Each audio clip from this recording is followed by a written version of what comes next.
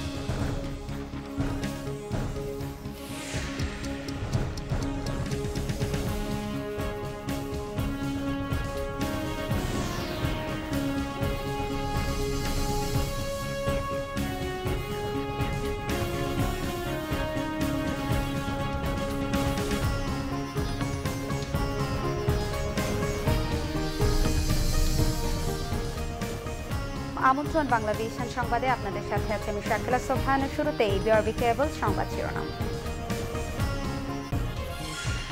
ডাকসু ও হল সংসদ নির্বাচনের প্রচার প্রচারণার শেষ দিন আজ। ক্যাম্পেইন চলবে রাত 12টা পর্যন্ত।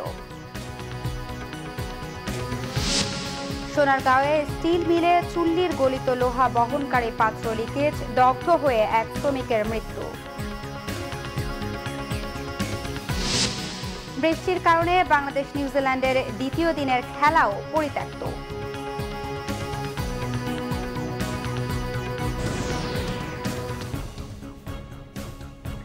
দেখছিলেন বিআরবি কেবল সংবাদ শিরোনাম।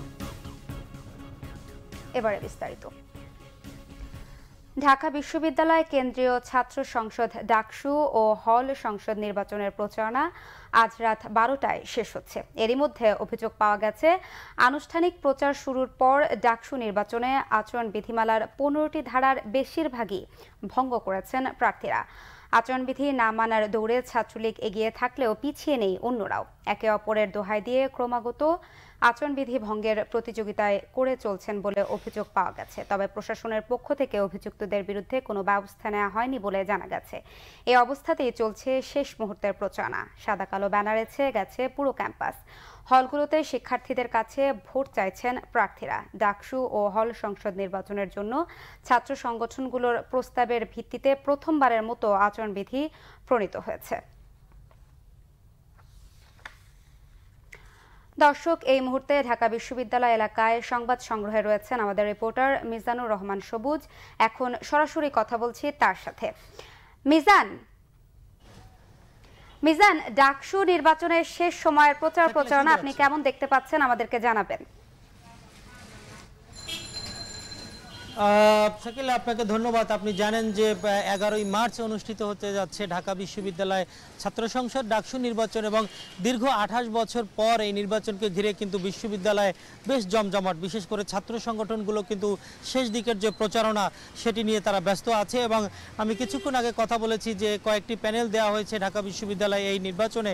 এর মধ্যে সাধারণ ছাত্র অধিকার সংরক্ষণ পরিষদ, যারা কোটা সংস্কার আন্দোলনের নেতাদের নিয়ে গড়া এই প্যানেল, তারা কিন্তু সায়েন্স ফ্যাকাল্টির দিকে তারা প্রচারণা শুরু করেছে এবং শিক্ষার্থীদের কাছে তারা ভোট চাইছে এবং তারা বলছে যে শিক্ষার্থীদের যে সমস্যাগুলো আছে সেগুলো তারা সমাধান করবে।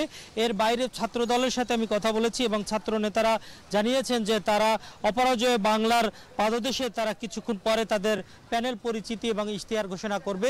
এর বাইরে ছাত্রলীগের যে প্যানেল, তারাও কিন্তু বিভিন্ন হলে ঘুরে ঘুরে শিক্ষার্থীদের কাছে তারা ভোট চাইছে এবং তারা তাদের নানা প্রতিশ্রুতি তুলে ধরছে। তো প্রচারণা চলছে, আজ দিনভর এই প্রচারণা চলবে এবং পরবর্তী সংবাদে আপনার মাধ্যমে দর্শকদেরকে আরো বিস্তারিত জানাতে পারবো। শাকিলা। জি মিজান, আপনাকে ধন্যবাদ। দর্শক, চলে যাচ্ছি পরবর্তী সংবাদে। সিঙ্গাপুরের মাউন্ট এলিজাবেথ হাসপাতালে চিকিৎসাধীন ওবায়দুল কাদেরের শ্বাসনালীর নল আজ সকালে খুলে দেওয়া হয়েছে। এরপরই তিনি পরিবারের লোকজনের সাথে কথা বলেছেন। তার চিকিৎসক ডাক্তার আবু নাসর রিজভী আরও জানান, আওয়ামী লীগের সাধারণ সম্পাদক ওবায়দুল কাদেরের রক্তচাপ স্বাভাবিক, হৃদযন্ত্র ও কিডনি কার্যক্রম রয়েছে, ইনফেকশনও নিয়ন্ত্রণে এসেছে। এছাড়া নিউরোলজিক্যাল কোনো সমস্যাও নেই।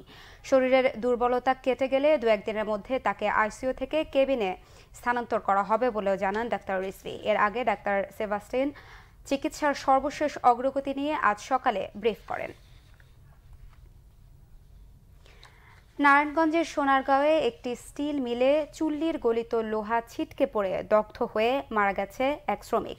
উপজেলার কাঁচপুর এলাকায় ঢাকা চট্টগ্রাম মহাসড়কের পাশে অবস্থিত রহিম গ্রুপের প্রতিষ্ঠান রহিম স্টিল মিলস লিমিটেডের কারখানায় এই দুর্ঘটনা ঘটে। নিহত শ্রমিক সুরুজ মিয়ার বাড়ি মানিকগঞ্জে। তিনি ওই কারখানার ক্রেন চালক। রহিম স্টিল মিলের প্রধান পরিচালন কর্মকর্তা জানান, শনিবার রাত ৩টার দিকে কারখানায় ক্রেন দিয়ে গলিত লোহা বহনকারী পাত্র আকস্মিকভাবে ছিদ্র হয়ে যায়। এ সময় বেশ কিছু পরিমাণ উত্তপ্ত গলিত লোহা ছিটকে ক্রেন চালক সৌরুজ মিয়ার শরীরে পড়ে। এতে দগ্ধ হয়ে ঘটনাস্থলেই তার মৃত্যু হয়। তবে কর্মরত বাকি শ্রমিকরা সুস্থ আছেন। নিরাপদে ফিরুক আপনার কাছের মানুষ। অশোক লেল্যান্ড, একটি ইফাদ অটোস লিমিটেডের পণ্য। রংপুরের তিস্তা, ব্রহ্মপুত্র, ধরলা সহ 22টি নদী বেষ্টিত চরে এখন সবুজের সমারোহ। ফসলে ফসলে ভরে গেছে ক্ষেত, পাল্টে গেছে চরবাসীর জীবনমান। সমতল ভূমির কৃষকদের চেয়েও তারা অনেক সুখী। পতিত এই জমিগুলো থেকে এখন প্রতি বছর 15 কোটি টাকার ফসল উৎপাদন হচ্ছে। রংপুরের কোথাও সড়কপথ, কোথাও বা উঁচু নিচু বালুময় প্রান্তর, মাঠের পর মাঠ সবুজের মাখামাখি।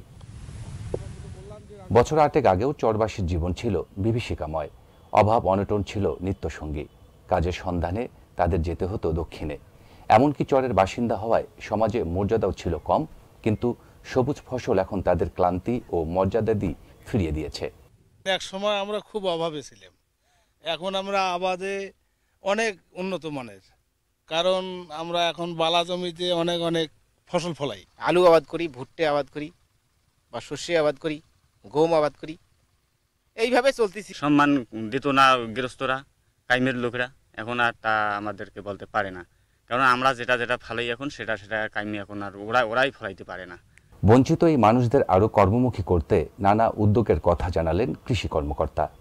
বিভিন্নভাবে বিভিন্ন প্রতিষ্ঠানের মাধ্যমে আমরা কাজ করানোর চেষ্টা করছি। পাশাপাশি আমাদের নিজস্ব কিছু উদ্ভাবনও এই চরের মধ্যে আছে, যেমন মিষ্টি কুমড়া, একদম বালুময় চরে মিষ্টি কুমড়া চাষ, স্কোয়াশ চাষ, সেই সাথে সাথে কিছু রবি সবজি সেখানে কিন্তু চাষ হচ্ছে। পরিসংখ্যানে জানা গেছে, যমুনা সেতু থেকে উত্তরের তিস্তা ব্যারেজ পর্যন্ত 400 কিলোমিটার জুড়ে 1,80,000 হেক্টর বালুচরে সবুজের সমারোহ রয়েছে। জুয়েল আহমেদ, বাংলা ভিশন, রংপুর। আন্তর্জাতিক। দেশে বসে ভিন দেশে জঙ্গি হামলার পরিকল্পনাকারীদের বিরুদ্ধে কঠোর দমন অভিযানের হুঁশিয়ারি দিয়েছেন পাকিস্তানের প্রধানমন্ত্রী ইমরান খান। এদিকে পাকিস্তানে বিমান হামলায় হতাহতদের প্রশ্নবিদ্ধ সংখ্যা নিয়ে আবারও সাফাই দিয়েছেন ভারতের প্রধানমন্ত্রী নরেন্দ্র মোদী। সিন্ধু প্রদেশের জনসভায় প্রধানমন্ত্রী ইমরান খান জানান, কোনো জঙ্গি তৎপরতার ঠাঁই হবে না পাকিস্তানে। তিনি জঙ্গি দমনে সরকারের শক্ত নীতি ও আন্তরিকতার কথা তুলে ধরেন। গেল সোমবার থেকে শুরু জঙ্গি দমন অভিযানে অন্তত 120 সন্দেহভাজনকে আটক এবং কট্টর ইসলামী গোষ্ঠী নিয়ন্ত্রিত 182টি মাদ্রাসার নিয়ন্ত্রণ নিয়েছে সরকার। এদিকে পাকিস্তানের বালাকোটে বিমান হামলার সমালোচকদের বিরুদ্ধে আবারও ক্ষুব্ধ প্রতিক্রিয়া দিয়েছেন ভারতের প্রধানমন্ত্রী মোদী। দিল্লির উপকণ্ঠে গাজিয়াবাদের জনসভায় সমালোচনাকারীদের উদ্দেশ্যে বলেন, 300 কোটি ভারতীয় এই সাফল্যে বিশ্বাস করে।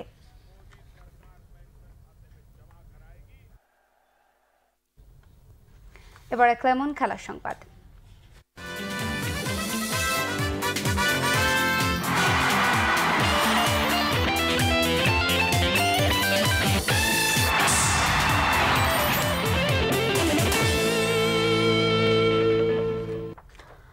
Wellington test. বৃষ্টির কারণে বাংলাদেশ নিউজিল্যান্ডের দ্বিতীয় টেস্টে দ্বিতীয় দিনের খেলাও পরিত্যক্ত ঘোষণা করা হয়েছে। টানা বৃষ্টিতে প্রথম দিনের মতো দ্বিতীয় দিনও ওয়েলিংটনের বেসিন রিজার্ভে টস করার সুযোগ পাননি দুই অধিনায়ক। আজ নির্ধারিত সময়ে আধা ঘন্টা আগে বাংলাদেশ সময় রাত 3:30টায় খেলা শুরুর কথা ছিল, তবে বৃষ্টির কারণে খেলা মাঠে গড়ায়নি। এর আগে গতকাল সকাল 6টা থেকে শুরু টানা বৃষ্টি দুপুরেও না থামায় মাঠের বেশিরভাগ অংশে পানি জমে যায়। পরে বেলা 3টার দিকে দুই আম্পায়ার মাঠ পরিদর্শন করে খেলার ইতি টানেন। এদিকে টস না হওয়ায় বাড়তি সময় পাওয়ায় চোট শঙ্কায় থাকা তামিম ইকবাল ও মুশফিকুর রহিম আরেকটু ফিট হয়ে ওঠার সুযোগ পাচ্ছেন।